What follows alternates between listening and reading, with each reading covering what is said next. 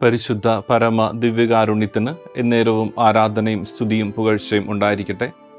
പരിശുദ്ധ പരമ ദിവ്യകാരുണ്യത്തിന് എന്നേരവും ആരാധനയും സ്തുതിയും പുകഴ്ചയും ഉണ്ടായിരിക്കട്ടെ. പരിശുദ്ധ പരമ ദിവ്യകാരുണ്യത്തിന് എന്നേരവും ആരാധനയും സ്തുതിയും പുകഴ്ചയും ഉണ്ടായിരിക്കട്ടെ. ഈശോയിൽ എത്രയും സ്നേഹമുള്ളവരെ, ഒരിക്കൽ കൂടെ ഈശോയുടെ മുമ്പിൽ വരാനായിട്ട് ദൈവം വലിയ ഒരു അനുഗ്രഹം നമ്മൾക്ക് നൽകിയതിന് ദൈവത്തിന് നന്ദി പറയാം. ഈ ദിവ്യകാരുണ്യ ആരാധനയിലൂടെ നമ്മുടെ എല്ലാ സ്വപ്നങ്ങളും പ്രതീക്ഷകളും നമ്മുടെ എല്ലാ പ്രാർത്ഥനകളും ഈശോയുടെ ദിവ്യകാരുണ്യ സന്നിധിയിൽ സമർപ്പിച്ച് നമുക്ക് ആത്മാർത്ഥമായിട്ട് പ്രാർത്ഥിക്കാം. ദിവ്യകാരുണ്യം എന്ന് വെച്ചാൽ നമ്മുടെയൊക്കെ ബലമാണ്. പിതാവായ ദൈവത്തിൻ്റെ ബലഹീനതയാണ് ദിവ്യകാരുണ്യം എന്ന് പറയാറുണ്ട്. അതായത് പിതാവായ ദൈവത്തിൻ്റെ ഏകജാതനായ ഈശോയാണ് ഈ പരിശുദ്ധ പരമ ദിവ്യകാരുണ്യം. തൻ്റെ പുത്രൻ വേദനകൾ അനുഭവിച്ച് കുരിശിൽ തന്നെ മുറിച്ച് നൽകുന്നത് കാണുമ്പോൾ പിതാവായ ദൈവം നിശബ്ദനായിരുന്നു. അതായത് ദൈവത്തിൻ്റെ ബലഹീനതയാണ് ഈശോ. ആ ബലഹീനത നിസ്സാരരായ മനുഷ്യരുടെ ബലമായിട്ട് മാറുകയാണ് ഓരോ ദിവ്യകാരുണ്യ ആരാധനയിൽ.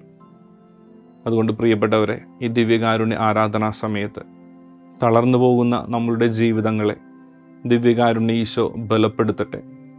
ഈശോ എന്നും ജീവിതത്തിൽ കൂടെ താങ്ങായി തണലായി എപ്പോഴും ഉണ്ടായിരിക്കട്ടെ എന്ന് നമുക്ക് ആത്മാർത്ഥമായിട്ട് പ്രാർത്ഥിക്കാം. ഇന്നത്തെ സുവിശേഷം വിശുദ്ധ യോഹന്നാൻ്റെ സുവിശേഷം 6-ാം അധ്യായം 22 മുതൽ 29 വരെയുള്ള തിരുവചന ഭാഗങ്ങളാണ്.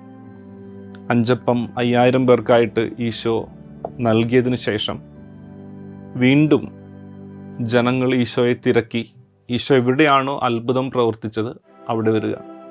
അപ്പോൾ വചനത്തിൽ നമ്മൾ ഇങ്ങനെയാണ് കാണുക, അവിടെ ഒരു വള്ളം മാത്രമേ ഉണ്ടായിരുന്നുള്ളൂ. അപ്പോൾ ആളുകളൊക്കെ ഈശോ പോകുന്നത് ശ്രദ്ധിച്ച് നോക്കി നിൽക്കുന്നുണ്ട്. അപ്പോൾ ആളുകൾ വളരെ കൃത്യമായിട്ട് മനസ്സിലാക്കിയ ഒരു കാര്യം, ആ വള്ളത്തിൽ ശിഷ്യന്മാർ ഒറ്റയ്ക്കാണ് പോയത്. ശിഷ്യന്മാരെ ഈശോ നേരത്തെ വിട്ടിരുന്നു. അപ്പോൾ ആളുകൾ ശ്രദ്ധിച്ചിട്ടുണ്ടായിരുന്നു ശിഷ്യന്മാരുടെ കൂടെ ഈശോ ഇല്ല എന്നുള്ളത്. വീണ്ടും അവിടെ നിന്ന് പല വള്ളങ്ങൾ വഞ്ചികൾ തിരിച്ചു വന്നപ്പോൾ അതിലും ഈശോയും ശിഷ്യന്മാരും ഇല്ല എന്ന് അറിഞ്ഞ ജനങ്ങൾ മറ്റു വള്ളങ്ങളിൽ കയറി ഈശോ ഉള്ള സ്ഥലത്തേക്ക് കഷ്ടപ്പെട്ടു പോവുകയാണ്. കാരണം അവരുടെ ജീവിതത്തിൽ തമ്പുരാൻ പ്രവർത്തിച്ച അത്ഭുതം നേരിട്ട് കണ്ട ഈ ജനം തമ്പുരാനെ വിട്ടുപോകാതെ പിന്തുടരുകയാണ്. നമുക്കൊരു മാതൃകയാണിത്. ശരിക്കും ഈശോ എവിടെയൊക്കെ ഉണ്ട് എന്ന് അന്വേഷിച്ച് നടക്കുന്ന ഒരു ജനമാണെന്ന്. പക്ഷെ പ്രിയപ്പെട്ടവരെ, ഈ സുവിശേഷം നമ്മളോട് പറയുക, അനുഗ്രഹങ്ങളുടെയും അത്ഭുതങ്ങളുടെയും പുറകെ പോകാതെ, അടയാളങ്ങൾ നോക്കി നടക്കാതെ തമ്പുരാനെ നോക്കി നടക്കാനായിട്ട് നമുക്കെപ്പോഴും സാധിക്കണം. അതിനു വേണ്ടിയിട്ടാണ് ഈ ദിവസം നമ്മൾ വളരെ ആത്മാർത്ഥമായിട്ട് പ്രാർത്ഥിക്കേണ്ടത്. പ്രത്യേകിച്ച് ഒറ്റപ്പെട്ടു പോകുന്ന ജീവിത സാഹചര്യങ്ങളിൽ ചിലപ്പോൾ നമ്മുടെ ജീവിതത്തിൽ ഉണ്ടാകുന്ന ഒരു വലിയ ദുഃഖകരമായിട്ടുള്ള അവസ്ഥ എന്ന് വെച്ച് കഴിഞ്ഞാൽ, നമ്മൾ പലപ്പോഴും നമ്മളെ തന്നെ മറന്നുകൊണ്ട് മറ്റുള്ളവർക്ക് ഒരുപാട് സഹായങ്ങൾ ചെയ്യാറുണ്ട്, ഒരുപാട് അവരെ ആശ്വസിപ്പിക്കാറുണ്ട്, അവരുടെ കൂടെ നിന്ന് ശക്തിപ്പെടുത്താറുണ്ട്. പക്ഷേ പലപ്പോഴും ജീവിതത്തിൽ നമ്മൾക്കൊരു പ്രശ്നങ്ങൾ വരുമ്പോൾ മറ്റുള്ളവർ നൽകുന്ന സഹായങ്ങളോ ആശ്വാസവാക്കുകളോ ഒരുപക്ഷെ നമ്മുടെ ജീവിതത്തിൽ മതിയായ തരത്തിൽ ആശ്വാസം തരുന്നില്ല എന്ന് നമുക്ക് മനസ്സിലാക്കുമ്പോൾ നമ്മളുടെ ചിന്തയും നമ്മുടെയൊക്കെ ഒരു കുറ്റപ്പെടുത്തലും നമ്മളോട് തന്നെ പറയുന്നൊരു കാര്യം, ആരും എന്നെ മനസ്സിലാക്കുന്നില്ലെന്നാണ്.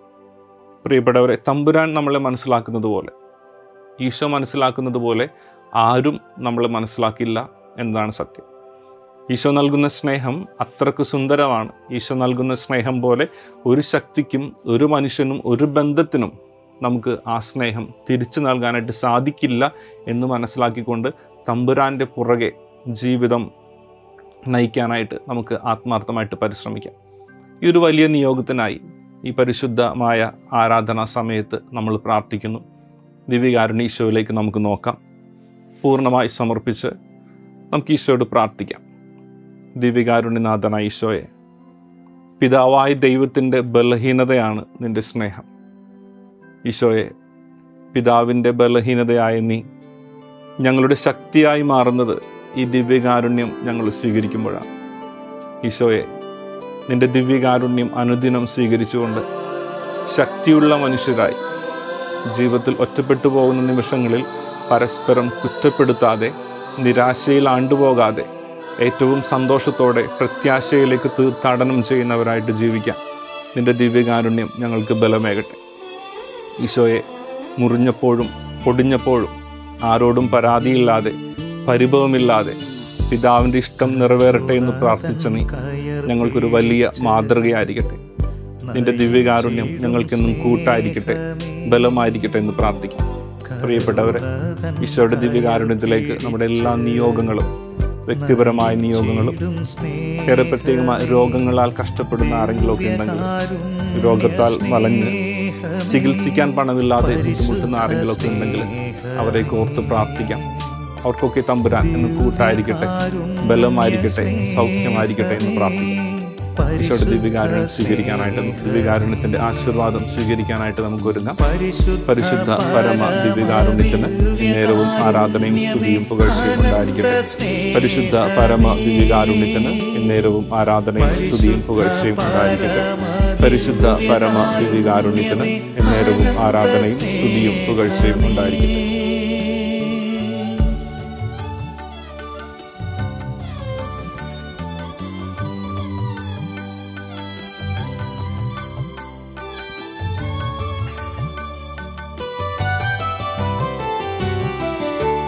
ആഴി തന്നഗാധത്തേക്കാൾ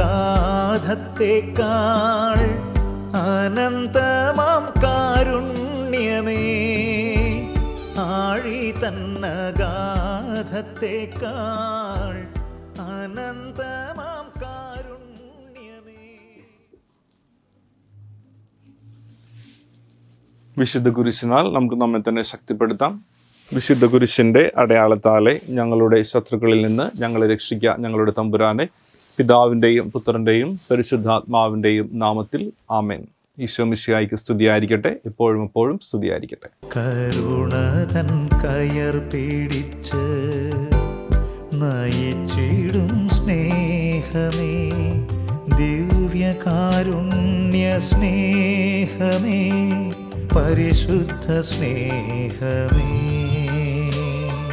പരിശുദ്ധ പരമദിവ്യകാരുണ്യമേ, അനന്ത സ്നേഹമേ, പരിശുദ്ധ പരമദിവ്യകാരുണ്യമേ, അനന്ത സ്നേഹമേ.